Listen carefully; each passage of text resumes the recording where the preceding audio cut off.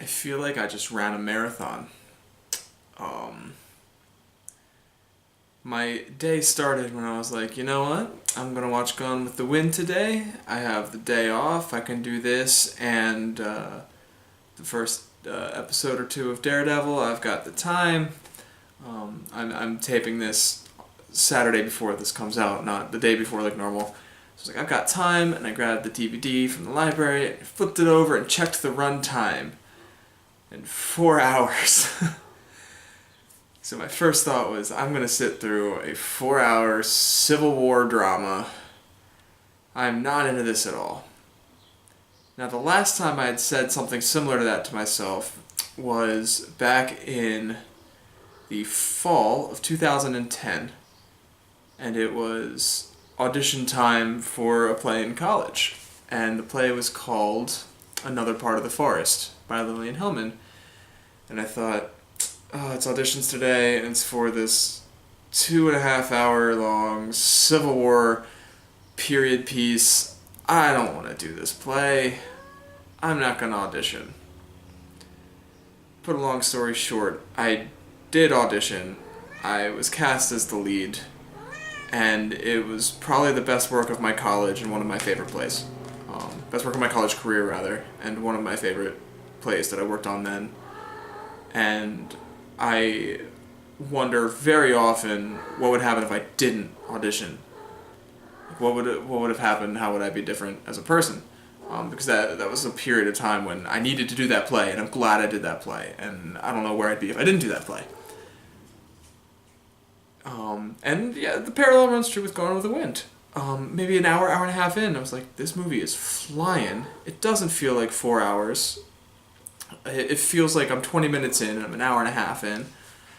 And it moves, and the pace is so quick, and I appreciated that. And the dialogue is very good, and the acting is incredible. Vivian Leigh and Clark Gable are just masters in this movie. They're both very good, which is interesting knowing that it's not Clark Gable's favorite movie. I think it's his least favorite movie that he's been in, which is hilarious to me. But it was a very, very good film. Long, yes, but good. And I understand why it's in like those all the top 10 lists everywhere. Because it, just like Casablanca, like it's not going to be my favorite movie, but dang, that's a good movie. And I think what I like the most about it is that every character is fallible. Everyone has a problem. None of the characters are 100% pure. They're all willing to lie and hide parts of themselves, or lie to protect their friends and family. And I mean, there's the classic line that Scarlett says at the end of Act 1, lie, cheat, steal, or kill, I'll never go hungry again. And right into Act 2, she shoots a man in the face. Like, she's willing to kill to protect for her people, and she's not the most likable character. She deserves, like, the most famous burn delivered to her at the end of the movie. Like, she deserves it, yes. But you can understand her, too. Like, there's a humanity to the character. And speaking of shooting a man in the face, this film is rated G, and it shows her shooting a man in the face, point blank. So many people die. Like, just shots of wounded soldiers, and it should not be G. PG at the lightest, but that's besides the point. I don't work for the MPAA. It's not my place to say. But yeah, I mean, this is one I want to sit with. Part of the reason why I enjoyed Another Part of the Forest so much is that I worked that script. I read that play once a day and rehearsed for 4 hours a day, and I lived with it for so long. So I'm sure if I were to do the same with Gone with the Wind, if I were to sit there and watch it every day, I would grow to love it more and more. I'm not going to, because who has time for that? This movie is 4 hours long, and I don't get paid to do this. But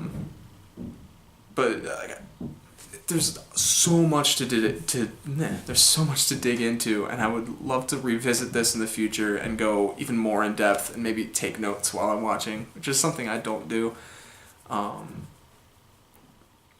Because I just want to give my gut reactions to everything as I watch.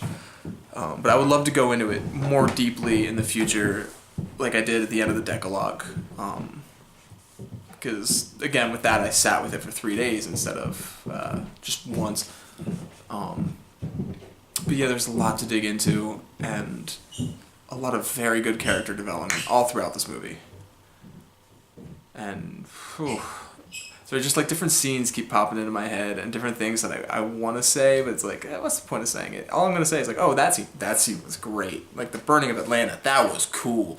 And you know, like, oh, the Clark Gable, and that's the I don't give a damn scene. That was cool. Like it's. I guess what I want to say is, in my head for years, this movie has been boring, even though I've never seen it. And now that I have seen it, it's no longer boring. It's long, but it sure ain't boring. Yeah, you could put that on a quote on the box of the next Blu-ray release. It's long, but it sure ain't boring. I'm tired. Can you tell? So yeah, tomorrow I am watching, check my notes, I'm doing this out of order. Tomorrow I'm watching The Grand Illusion, which I don't know what that is, but we'll find out tomorrow. Until then, bye.